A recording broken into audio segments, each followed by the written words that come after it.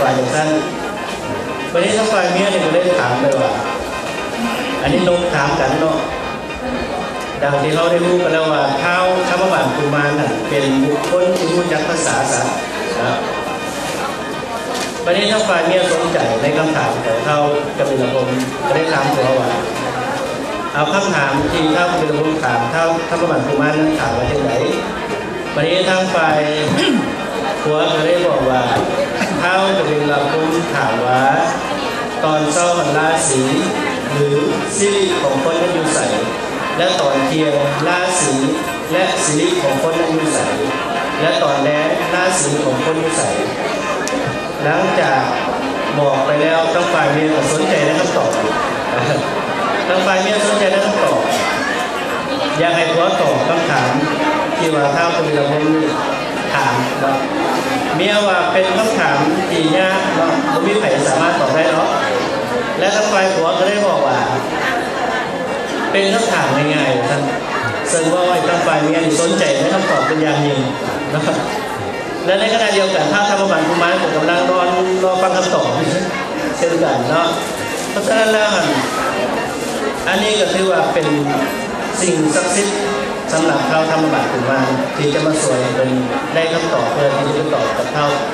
กบิลพรหมเนาะลงมาในมืออื่นเนาะเวลากับยักษ์จอรอเข้ามาแล้วเพราะฉะนั้น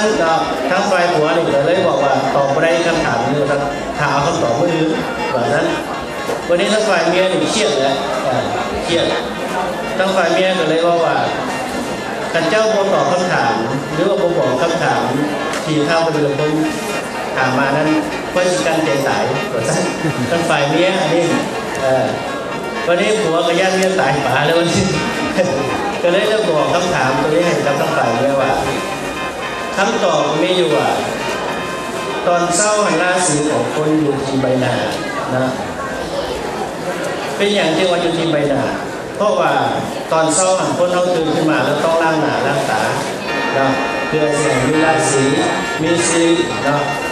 มีสีวันขึ้นมาและตอนเที่ยงราศีของคนอยู่ที่หน้านะอันนั้นตอนเที่ยงเป็นบอกคนเขาจะนำมาลูกตามอย่างไรมันก่อนไทยความเครียดลงเนาะอย่างนี้คือราศีของคนแล้วตอนแรกหันขอโทษเนาะราศีของคนอยู่ที่ผีเนาะอยู่ที่ผีเพราะฉะนั้นเวลาคนที่เขาก่อนนอนคนที่ไปนอนอยู่ต้องล้างผีเนาะต้องล้างผีก่อนหลังจากนั้นท้าวธรรมบัณฑิตกุมารจะได้มีชีวิตชีวาขึ้นมาเนาะจากการกองโซ่ผมมีพลังมีลองซาจะได้มีชีวิตชีวาขึ้นมาได้คำตอบจากลูกอินทรีย์สองผัวเมียนั้นนะตื่นเช้ามาจะเฝ้ากลับขึ้นไปหอภาษาสั้นที่เจ็ดเลยเนาะขึ้นไปหอภาษาสั้นที่เจ็ดวันนี้หลังจากที่ขึ้นไปแล้วอ่านข้าวกบิลพรหมก็ได้ลงมาเนาะมาเอาคำตอบจากข้าวธรรมบัณฑิตกุมารข้าวธรรมบัณฑิตกุมารจะได้ให้คำตอบแบบง่ายๆเนาะหลังจากให้คำตอบแล้วท้าวกบิลพรหมต้องยอมแพ้ท้าวธรรมบัณฑิตกุมารยอมให้ท้าวธรรมบัณฑิตกุมารตัดคอโดยง่ายและหลังจากก่อนที่จะตัดคอนั้นจากนั้นที่เขารู้แล้วว่าท้าวกบิลพรหมเป็นบุคคลที่เก่งกาจสามารถมีอิทธิฤทธิ์สูงนะถึงแม้ว่าขาข้อเป็นขนาดตกลงใส่พื้นดินขาข้อมันตกใส่พื้นดินนั่นสิเป็นไฟเนาะตาคอแล้วก็เลือดลงไปมันตกใส่ดินสิเป็นพื้นเป็นไฟขึ้นมาแล้วคนในสกลโลกของเขานี่ก็สิมีชีวิตถ้าตกใส่น้ำกระเสือแห้งนะถ้าตกใส่น้ำกระเสือแห้งดังนั้นท้าวกบิลพรหมจึงบอกให้ลูกทั้ง7 คนเนาะลูกสาวทั้ง7 คนเพราะว่าท้าวกบิลพรหมมีลูกสาวอยู่7 คนใน7 คนแม่แทนให้แต่ละวันเนาะคือวันอาทิตย์วันจันทร์วันอังคารวันพุธจนถึงวันเสาร์เนาะซึ่งนางสังขารปีนี้ก็ถือว่าเป็นนางสังขารปีนี้ชื่อว่านางหักษเทวีเนาะนางหักษเทวีซึ่งนางนี้เนาะจะได้ลงมาเอาหัวของท้าวกบิลพรหมไปไว้ในถ้ำเขาสุรินทร์เนาะไปไว้ในถ้ำเขาสุรินทร์เพราะว่าทาหาว่าเลือดของคนกับกองบนโต๊ะใส่พื้นดินนั้นเราเสียได้เกิดเป็นพื้นเป็นไฟถึงมาคนในโลกมันสิตายกันหมด ดังนั้นเมื่อวันสังขารหรือวันรวมคือวันไหนนั้นสังขารรวมคือวันไหนนั้นแม้ให้หน้าสังขารวันนั้นลงมาเอาหัวของเข้ากบิลพรหมนั้นไปส่งลาเนาะไปส่งลาซึ่งปีนี้เนาะสังขารรวมคือวันอังคารก็คือว่าที่ผ่านมาแล้วเนาะพวกเขาก็ได้ฉลองกันในวันนี้คือวันอังคารก็คือว่าเป็นนางทักษะเทวีเนาะพระหนะที่เป็นทีมาก็คือตัวหมูนั่นเองเนาะตัวหมูนั่นเองนั่นคือนางทักษะเทวีเนาะมือซ้ายถือหอกสังงามมือขวาถือธนูนะและอาหารที่เป็นกินนั้นก็คือโลหิตนะโลหิตก็คือเลือดนั่นเองนะปีนี้ถ้าหากถือวันอังคาร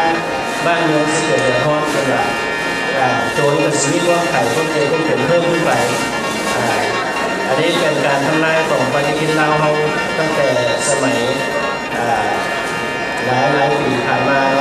ปีนี้พวกเขาปริมาสื่อสารสดประเพณีสงกรานต์อยู่ในเราของเขา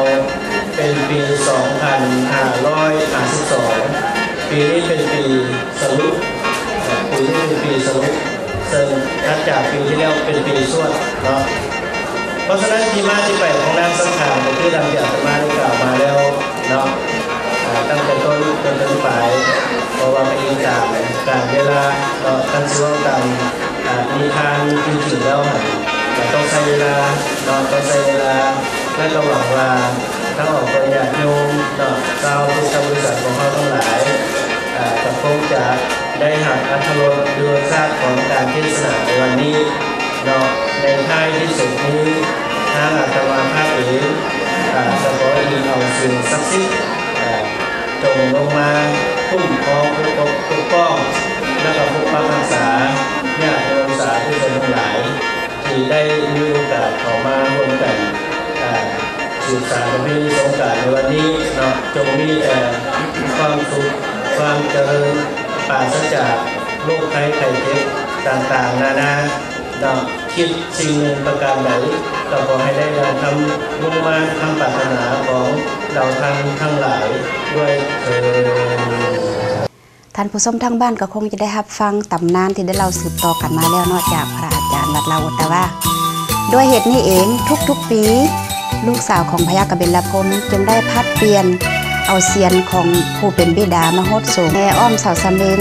ประมาณ60 นาทีแล้วก็นำไปประดิษฐานไว้ที่เดิมคือภูเขาไฟรัตนี้และก็ได้ปฏิบัติจังสั้นตลอดมาเป็นครบ7 นางเป็นประจำทุกๆปีจนได้กลายมาเป็นประเพณีที่พวกเขาได้ปฏิบัติกันมาจนถึงเท่าทุกวันผู้ยิ่งนอนง่ายผู้ชายนั้นนอนคว่ำหน้าประสาททิมสวยงามสง่าดังเทพเทวาบนฟ้าเสกสรรมาสวงโหงสาวขอเท้าขอนางแกสลักใส่หินวางตั้งสองข้อข้างบันไดสูงสันโหงนางสีดากำผ้าสลับซับกันพ่อกำมาทาแบ่งปันนอกจากนั้นก็ยังได้มีความเชื่อถือสืบต่อกันมาว่าการแห่นางสังขารนี้ก็เพื่อให้บ้านเมืองเย็นเป็นสุขและให้ฟ้าฝนตกถูกต้องตามฤดูกาลเหตุผลก็มาจากตำนานนี้เอง